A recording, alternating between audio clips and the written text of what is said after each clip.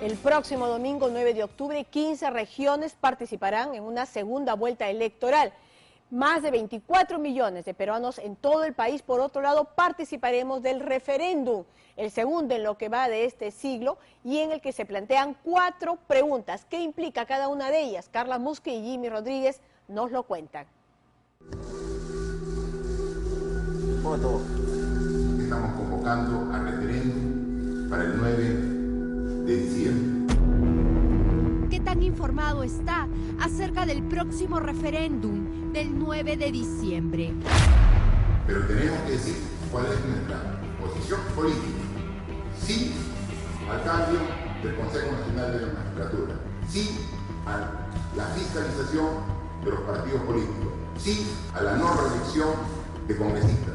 Pero no a la bicameralidad. Bicameralidad que estamos de acuerdo, pero no a la bicameralidad tal conforme hemos recibido el proyecto de reforma constitucional. ¿Cuáles son las 4 reformas constitucionales del Ejecutivo aprobadas por el Congreso de la República y que serán sometidas a consulta popular? Pero no es que a partir de aquí todo se corrigió. Yo creo que aquí se ha querido vender la idea de que después del 9 de diciembre el Perú cambió y el Perú solucionó sus problemas. Y la verdad es que eso no es correcto. Técnicamente no es una solución, ¿no? Pero por lo menos salva que este Parlamento que está tan desacreditado no continúe, ¿no? Lo cual también es efectista, ¿no? Pero real, ¿no? Ahora, ¿qué va a pasar con un nuevo Parlamento? ¿Va a ser distinto? ¿Va a ser mejor? Lo cierto es que este Parlamento no es el que mejor representa a la población. El siguiente no lo sabemos. 4 preguntas, 4 temas por consultar que para unos es la válvula de escape a la ira popular contra la corrupción y para otros es la forma institucional de la venganza. Uno de los caminos del referéndum se refiere a la no reelección inmediata de parlamentarios.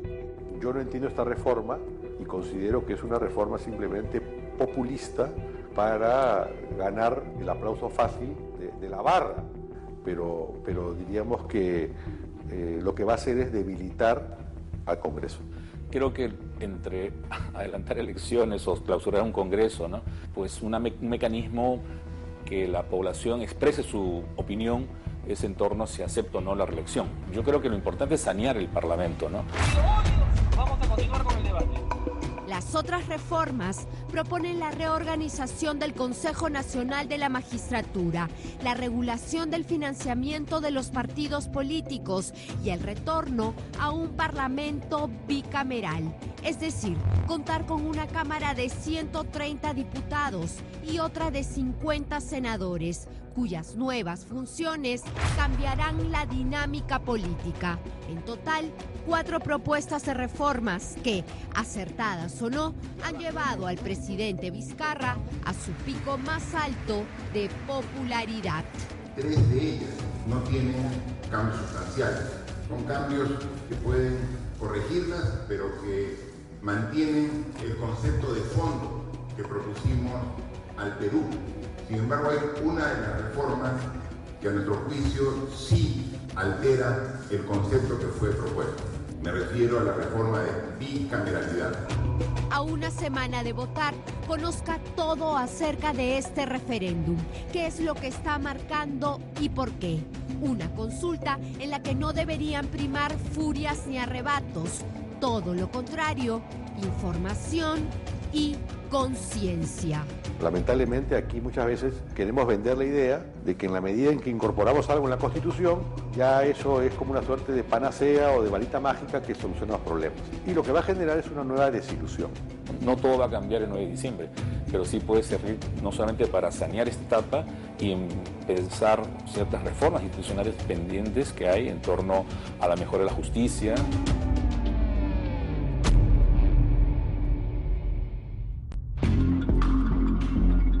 Se trata de un hecho histórico. Es el primer referéndum popular para reformar la Constitución en toda nuestra época republicana. Si bien en el año 1993 hubo un referéndum para cambiar toda nuestra Constitución, esta sería la primera vez que se pone en consulta 4 reformas específicas de interés nacional. A Aprueba la reforma constitucional sobre la conformación y funciones de la Junta Nacional de Justicia, antes Consejo Nacional de la Magistratura. Los llamados audios de la vergüenza pusieron al descubierto componendas entre jueces y miembros del Consejo Nacional de la Magistratura para que en muchos casos de forma ilegal los primeros sean elegidos y ratificados por los segundos. Al final, 5 consejeros fueron denunciados constitucionalmente y 1 fue enviado a prisión. Esta reforma propone la creación de un comité integrado por 7 miembros, que a su vez va a seleccionar a los 7 miembros de la Junta Nacional de Justicia. El comité va a estar integrado por el Defensor del Pueblo, el presidente del Poder Judicial, el fiscal de la Nación, el presidente del Tribunal Constitucional, el Contralor General, un rector elegido por los rectores de las universidades públicas y un rector elegido por las universidades privadas. Todos ellos van a seleccionar a 7 abogados mayores de 45 años y con experiencia profesional no menor de 25 años. Para no tener jueces tipo Inostroza, ¿no?, que han sido el mal ejemplo del sistema de justicia, nombrados por el Consejo de la Magistratura, es que se reforma y se crea una Junta Nacional de Justicia integrado por 7 miembros, pero además con una composición que van a ser objeto de un proceso de selección pública de méritos. La reforma insiste en la ratificación de jueces y fiscales cada 7 años y en la evaluación parcial de desempeño cada 3 años y medio. Tener a jueces que cada 7 años van a continuar siendo ratificados y que cada 3 años y medio van a tener una evaluación parcial, lo único que va a hacer es que exista una debilidad en el Poder Judicial y que además volvamos a generar esta suerte pues, de compadrazgo, de cómo me hago amigos a los que me van a evaluar cada 7 años, a los que me van a revisar cada 3 años y medio. Por eso lo que se está planteando es que haya un concurso público que sea abierto, transparente, que haya una fiscalización, ¿no? Y además se está incorporando también el rol de entidades que tienen credibilidad, ¿no?, en el sistema público, ¿no? La reforma también establece que la nueva Junta Nacional de Justicia tendrá 18 meses para revisar los nombramientos, ratificaciones y evaluaciones efectuados por los consejeros removidos del Consejo Nacional de la Magistratura. Si usted está de acuerdo, marque sí. De lo contrario, marque no. Aprueba la reforma constitucional que regula el financiamiento de las organizaciones políticas. Varios aspectos de esta reforma que ya están en la ley de partidos políticos se elevan a rango constitucional. Es decir, ya existen en la ley y por primera vez van a estar en la Constitución. La falta de transparencia en el financiamiento de organizaciones políticas, el llamado pitufeo de aportes o la segregación de dinero de dudosa procedencia a través de aportantes anónimos o falsos, abrió el debate sobre esta materia.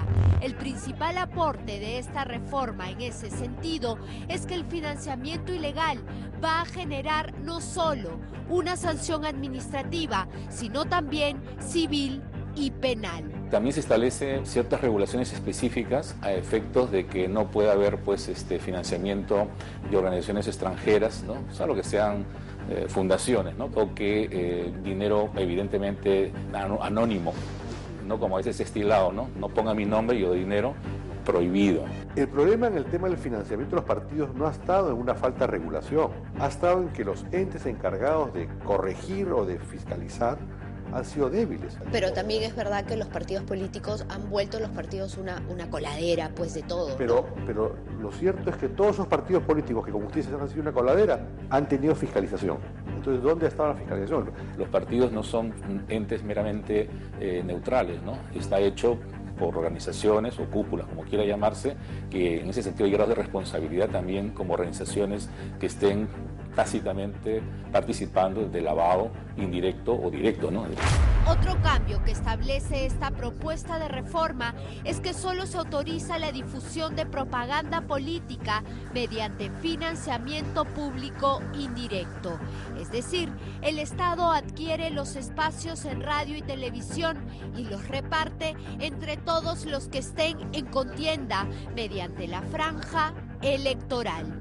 No haber una negociación directa de los partidos con los medios de comunicación, porque ahí a veces también hay relaciones que no son muy transparentes, a favor de unos o en contra de otros, ¿no? Si usted me dice si eso corrige el problema, yo le digo que eso no corrige el problema.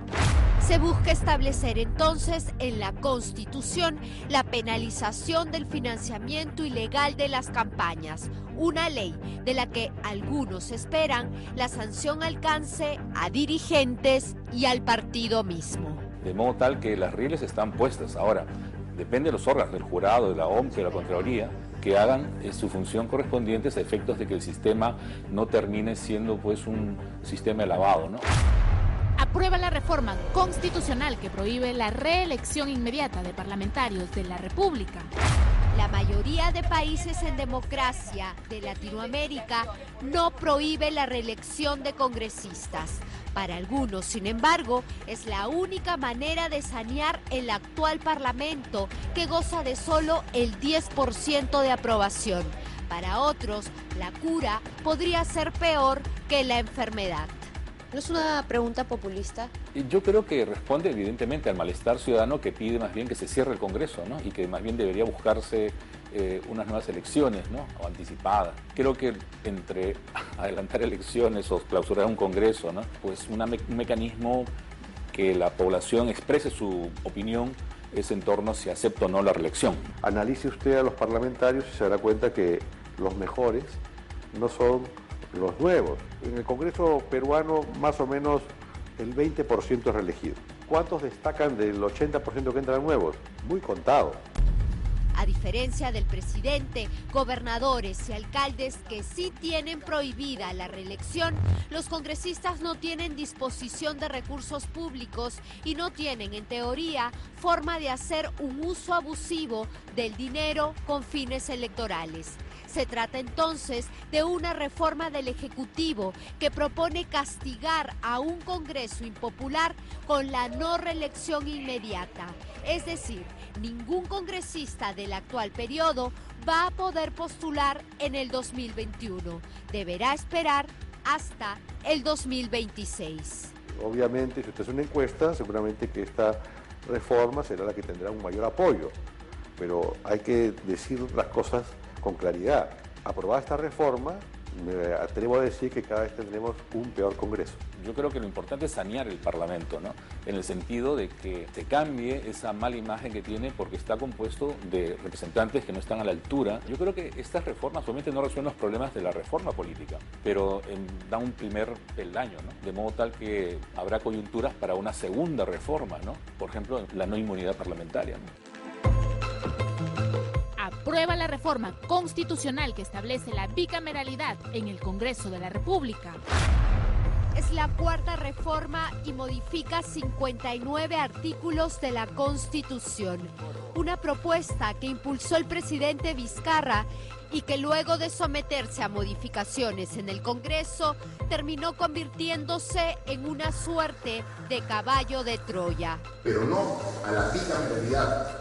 Bicameralidad estamos de acuerdo, pero no a la bicameralidad tal conforme hemos recibido el proyecto de reforma constitucional.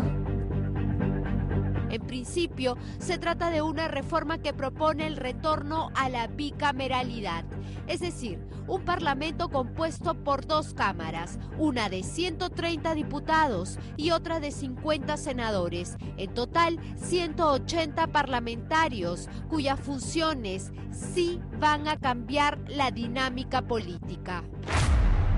Pero ¿por qué el presidente Vizcarra propone votar por el no frente a esta pregunta? En octubre pasado, la Comisión de Constitución del Congreso modificó su proyecto original y añadió en el artículo 133 que no procede la cuestión de confianza con respecto de iniciativas legislativas. Y señala también que si la confianza le es rehusada, ninguno de los miembros del gabinete puede ser nombrado nuevamente ministro durante el año. Es decir, que si se produce una nueva censura contra otros ministros que a su vez formaron parte del anterior gabinete censurado, esta no vale como censura, limitando así la cuestión de confianza. La cuestión de confianza está establecida en la Constitución vigente y es una forma de establecer el equilibrio del poder entre el poder legislativo y el poder ejecutivo. Y además se estableció también que si la iniciativa del voto de confianza que solicita el Ejecutivo es a partir de un proyecto de ley que ha presentado, es como estar empujando al Congreso o una política, tampoco valdría, ¿no? Si se censura al gabinete, ¿no? Que es lo que hizo Zavala con el tema educativo, ¿no? Con lo cual se estaría atando de manos al Ejecutivo, ¿no? Este domingo 9 de diciembre se va a votar a favor o en contra de estos artículos que el Congreso aprobó y sobre los que el Tribunal Constitucional ya se pronunció y dijo que son inconstitucionales. Otros cuestionamientos en esta misma reforma tienen que ver con la denuncia y destitución de altos funcionarios. Dice el artículo 100 que para enviar al Poder Judicial al presidente, ministros y otros por delitos en función se necesita, además del voto de los 2/3 de los integrantes de la Cámara de Senadores. ¿Qué va a requerir hoy día? La mitad de la Cámara de Diputados más 2/3 del Senado, para poder llevar al Poder Judicial a un alto funcionario, ministro, presidente, magistrado. ¿Cómo se puede decir que de esa manera luchamos eficientemente contra la corrupción? Pero que el Congreso, claro, que es un órgano político, que no es un órgano judicial independiente, autónomo, neutral, haga ese tipo de ejercicio también de juicios políticos, claro, no es que se les niegue, pero tiene que ser algo muy extraordinario, ¿no? Eso en el caso del presidente, pero ¿qué pasa con los ministros? Como se ha resuelto, mire, ha renunciado la ministra, ¿no? Tome en cuenta todo lo que hay detrás de estos 4 proyectos de reformas constitucionales. Lea y asuma su propia posición política.